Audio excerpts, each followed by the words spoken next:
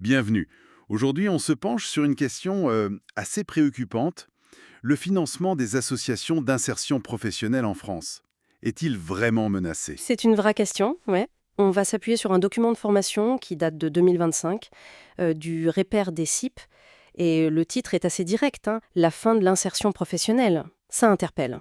Absolument, ça pose le décor. Notre but, c'est de comprendre un peu mieux ces défis financiers, la baisse des moyens, et puis surtout de voir quelles pistes de solutions sont évoquées dans ce document. Parce que c'est un sujet clé, l'accompagnement des personnes qui sont un peu en marge du marché du travail, en situation de précarité. Voilà. Alors, cette idée de fin de l'insertion professionnelle, c'est une alerte sérieuse, ok, déballons ça. Commençons peut-être par le rôle de ces associations.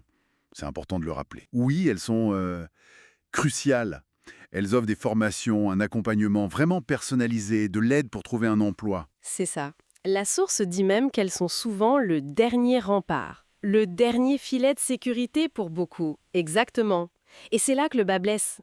Le financement. Oui, le nerf de la guerre.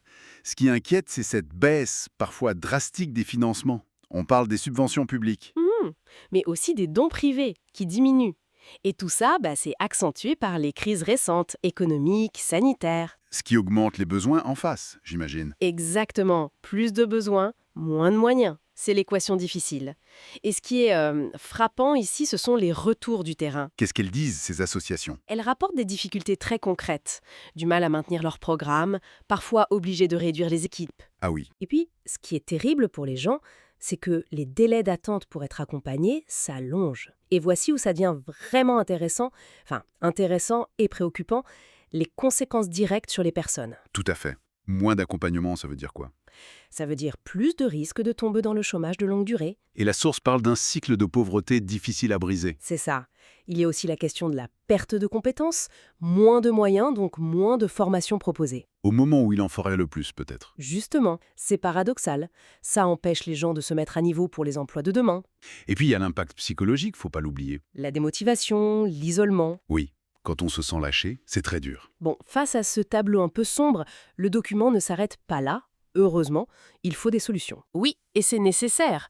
Si on relie cela à une vue d'ensemble, laisser ces associations s'affaiblir, ça aurait un coût social et économique énorme à long terme. Alors, quelles sont les pistes proposées? Il y a l'idée de diversifier les sources de financement, c'est ça? Exactement. Le document explore ça, il parle par exemple du mécénat d'entreprise, Le soutien des sociétés, quoi. voilà, mais aussi le financement participatif, le crowdfunding, mobiliser les citoyens directement sur des projets. Intéressant. Et du côté des financements publics, on n'abandonne pas cette piste. Ah non, surtout pas. C'est même crucial de les consolider. Ça passe par le plaidoyer, c'est-à-dire aller convaincre les élus, les collectivités locales. Défendre sa cause, en gros. C'est ça. Savoir aussi bien répondre aux appels à projets. Et puis, une idée assez novatrice, l'innovation dans les services. C'est-à-dire, Par exemple, proposer des formations qualifiantes payantes, mais à des tarifs adaptés. Ou faire du conseil aux entreprises sur l'inclusion, ce qu'on appelle le consulting social.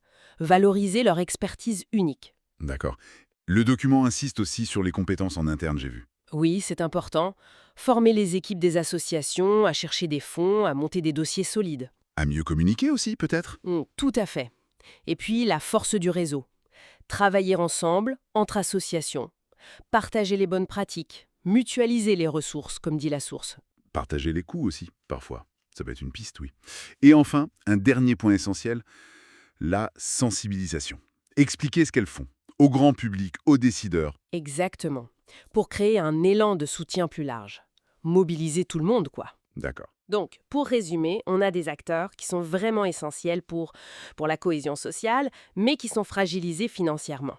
Mhm. Et ce que montre l'analyse du repère des CIP, c'est qu'il n'y a pas une seule solution magique. Il faut une approche globale. Combiner plusieurs stratégies. C'est ça, hein. Diversification, innovation, plaidoyer, travailler ensemble. Et cela soulève une question importante sur la pérennité de tout ça.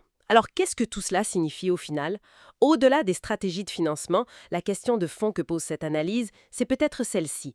Quelle valeur et surtout quelles ressources notre société est-elle prête à mettre de façon durable pour accompagner vraiment les plus vulnérables vers l'emploi?